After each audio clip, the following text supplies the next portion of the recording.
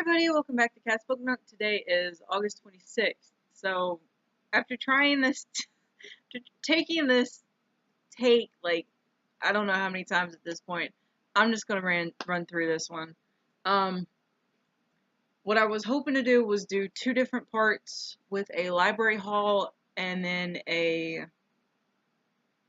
weekly wrap-up video for what I've read the last 2 weeks and then what I'm currently reading. So, we're gonna start this as the library haul. We'll see where this goes.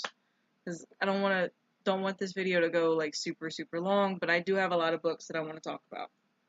I'm gonna start with physical books because I keep screwing up when I start talking about audiobooks. So we're gonna start with the physical books first. So Kiersten White is not necessarily an author that I thought I would like or even love at some point. Because last year I read The Chaos of Stars by her, and I didn't like it.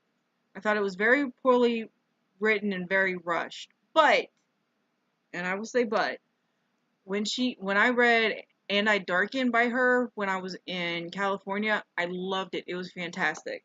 So, I picked up Now I Rise, which is the second book in the And I Darken trilogy. I want to say it's just going to be a trilogy for right now. It may end up being a series later. So this is the second book in that. I started this both physically and ebook form via Overdrive. I didn't get very far into it, but, not a but, my library hold for Bright We Burn came through, so now I'm going to try to get through And I Darken, Now I Rise, and Bright We Burn in the next 3 weeks. Wish me luck, because this is the middle part of the story, and I got to the first part of Ladia's point of view, and I couldn't care less. Maybe because it's been so long since I read the first one that I need to reread. So those are two new books. Somebody else talked about Out of the Blue by Sophia Cameron. It is a angel story, fell to earth. It's supposed to have a lesbian main character. I'm pretty sure it's a lesbian main character. I haven't fully read the description on this. And yeah, so we'll see about this one. It's kind of super short, and I think I'm going to pass it along to Ray after I get done with it, because she's been listening to and reading a lot of lesbian stories lately. She actually just picked the book up off the stack. So I'm sitting across from her while I'm recording this, and her facial expressions while I'm doing this is just great. I really wish she'd let me get her on camera, but she's sitting there shaking her head right now. I also picked up Ali Smith's Public Library. So this is supposed to be an anthology. I think it's an anthology about different stories from different people about their public library and things like that. So, woven between the stories are conversations with writers and readers reflecting on the essential role that libraries have played in their lives. At a time when public libraries around the world face threats of cuts and closures, this collection stands as a work of literary activism and as a wonderful read from one of our finest authors. So maybe it's actually all from her.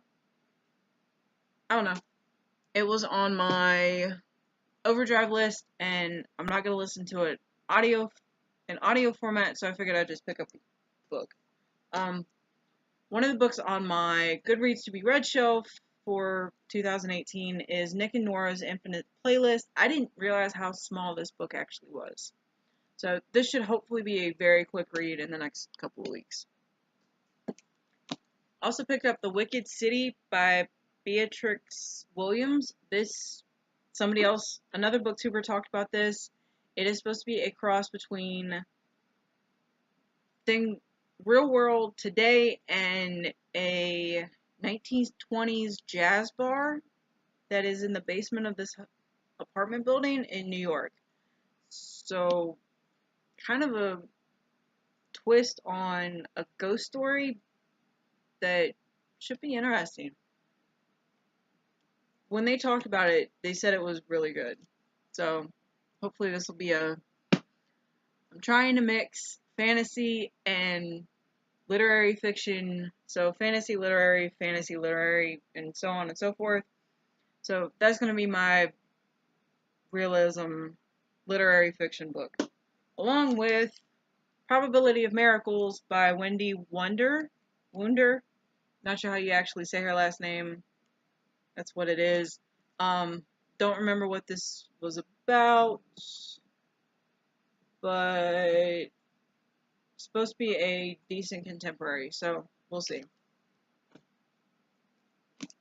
Wait for Me by Carolyn Leach. I actually just saw another book of hers on the Goodreads Deal of the Day today, actually, and that's what reminded me that I needed to actually record this video.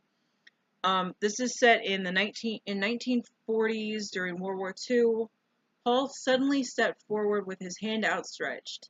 It took Lorna a moment to realize he wanted to shake her hand. Tentatively, she reached out to him, and as his fingers closed around hers, she looked up and their eyes met. "Thank you for thinking of me, Fraulein Anderson." Paul's voice was low. Before she left the lambing shed, Lorna hesitated. "My name is Lorna," she said over her shoulder. For a heartbeat, she thought he hadn't heard her, but then he spoke. "Good night, Lorna. I hope you sleep well." I don't know. Maybe. And then the last physical book that I picked up, I haven't heard anybody talk about this yet. I'm not entirely sure how I'm going to handle this one because the last two Fat People books that I've read, I have DNF'd hardcore within the first, chapter. Beautiful Bells, I think that's the name of it, it immediately started off with her in a therapy session and just, I don't know, her basically going through her head and saying, "I don't know what I should tell you because you're not going to be here for that long, and I'm just here to get some sort of relief for a situation that I'm going through because I'm not sure how to handle something." So then she ends up in a group therapy session or some sort of body dysphoria, Weight Watchers. It was a Weight Watchers thing. She ends up at the Weight Watchers meeting, and there's all these different people around her, and instead of being positive about, "Hey, so and so may or may not look like me, she's slender, I'm not entirely sure why she's here," things like that. It's a immediate bashing of not only the main character, but also the other people in the group. I've dealt with that enough, I've done it enough, I'm not reading it. And then, of course, Leia on the Offbeat. You guys already know my rant about that. I don't need to go into that anymore. But, we'll see how this one turns out. Ray's sitting over there shaking her head. She's like, "I can't believe." Yeah. So, we'll see how this one turns out because it's supposed to be about high school senior Cookie Vaughn's post-graduation dream, including getting out of Phoenix, attending Parsons, and becoming the next great fashion designer as a plus-size person. Again, like I said, we'll see. Audiobooks that I'm not going to show you guys. I got the audiobook version of Hunger Games, which I own, but haven't ever listened to the audiobook version of it. And then Moonlight Over Paris by Jennifer Robson.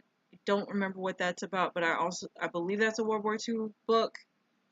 The Midnight Witch by Paula Braxton. Don't remember what that one's about, outside of its witchcraft. And The House I Love by Tatiana de Rosnay. I got Miss de Rosnay's Sarah's Key, which is supposed to be really good, and the audiobook for The House I Love was only 5.5 hours.